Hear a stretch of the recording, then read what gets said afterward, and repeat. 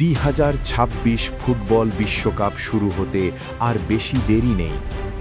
তবে দলগুলোর প্রস্তুতির পাশাপাশি এখন আলোচনার কেন্দ্রে উঠে এসেছে উত্তর আমেরিকার বৈরী আবহাওয়া।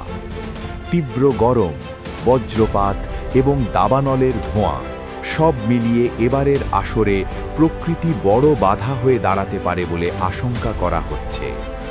আয়োজক দেশ যুক্তরাষ্ট্র, কানাডা, মেক্সিকোর অনেক শহরেই গ্রীষ্মকালে তাপমাত্রা ৩৫ ডিগ্রি সেলসিয়াসের কাছাকাছি থাকে, যা অনেক সময় ৪০ ডিগ্রিও ছাড়িয়ে যায়।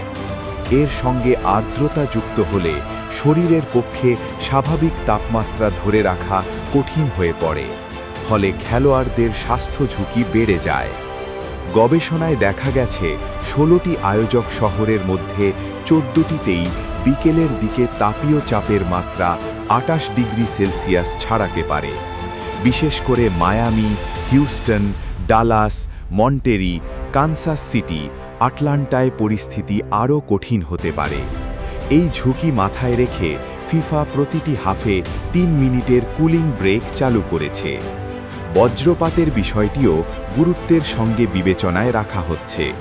নিয়ম অনুযায়ী স্টেডিয়ামের ১০ মাইলের মধ্যে বজ্রপাত শনাক্ত হলে খেলা অন্তত ৩০ মিনিট বন্ধ থাকবে।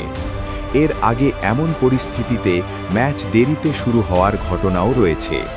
মায়ামি, হিউস্টন, আটলান্টার মতো শহরে হঠাৎ বজ্রঝড় হওয়া অস্বাভাবিক নয়।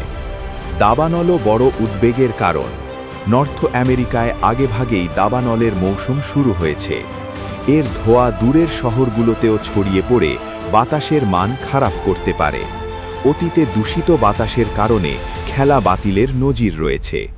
ফিফা জানিয়েছে, স্থানীয় স্বাস্থ্য কর্তৃপক্ষের পরামর্শ অনুযায়ী তাৎক্ষণিক পরিস্থিতি বিবেচনায় সিদ্ধান্ত নেওয়া হবে।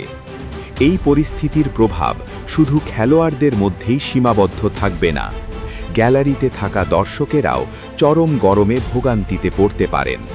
আবার ঝড় বা বজ্রপাতের কারণে খেলা বিলম্বিত হলে যাতায়াত ও থাকার ব্যবস্থায় জটিলতা তৈরি হতে পারে।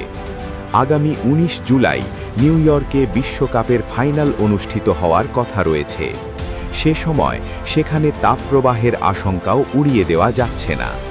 কিছু স্টেডিয়ামে ছাদ ও শীতাতপ নিয়ন্ত্রণের ব্যবস্থা থাকলেও উন্মুক্ত ভেন্যুগুলোতে আবহাওয়া বড় ফ্যাক্টর হয়ে উঠতে পারে।